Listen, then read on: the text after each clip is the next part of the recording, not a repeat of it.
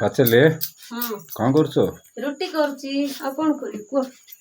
ଆଉ? ରୁଟି କରୁଛି ଆହୁରି ସେକିକି ଏଠି ଥୋଇଲି ଅଧା ଅଛି ଆଉ ଛତୁ ତରକାରୀ କରିବି ଆଳୁ ଚକଟା କରୁଛି ଏଠି ଦେଖ ଅଛି ଆଉ କ'ଣ କରିବି ଆଉ ଦେଖିଆ ଆଉ।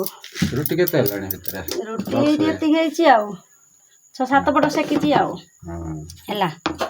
ଆଉ କେତେ ସମୟ ଲାଗିବ ସବୁ ହେଲା ବେଳକୁ? ଆଉ ଗୋଟେ 15 ମିନିଟ୍ ଲାଗିବ ଆଉ। 15 ମିନିଟ୍? ଆଉ କ'ଣ କୁହ। ରୁଟି ସରିଲା ପରେ ତରକାରୀ କରିବାର ଅଛି ଆଉ। ଆଜ୍ଞାଙ୍କୁ ତ ଆମର ରୁଟି ବେଶୀ ପସନ୍ଦ ଆଉ। ଭାତ ଖାଇଲେ ଖାଇବେ ନାହିଁ ବେଶୀ ରୁଟି କରେ ରାତି ଅଧରେ ବି ରୁଟି କର ବୋଲି କହିଲେ ମୁଁ କରିବାର ଅଛି ସେଥିପାଇଁ ବୋଲି ରୁଟି କରିବାର ଅଛି ହେଲା କୁହ।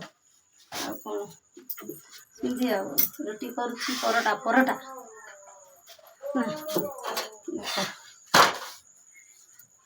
ସେକା ଚାଲିଛି ରୁଟି ସେକା ଚାଲିଛି। ଛତୁରେ ଆଳୁ ଫାଳୁ ପକେଇବା ନା ନାଇଁ? ଆଳୁ ଗୋଟେ ପକେଇଲେ ହବ ନା।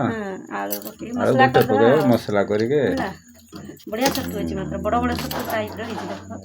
କାନୁ ବି ସାଇଜ୍ରେ ଛତୁ କାଟି ବି ଦେଇଛି। ଫ୍ରେଶ୍ ଅଛି ବାସି ନାହିଁ। ବାସି ନାହିଁ ଫ୍ରେଶ୍ ଅଛି। ପୁଅ ମୋର ବଡ଼ କରିକି କାଟି ଦେଇଛି ସାଇଜ୍ରେ।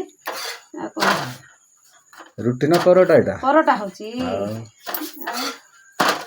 ପରଟା ଆମର କେବେ ରୁଟି ହୁଏନି ପରଟା ଆକା ହୁଏ। ଅଳ୍ପ କରିବୁ ସିନା ପରଟା ଆକା କରୁଛୁ ହେଲା।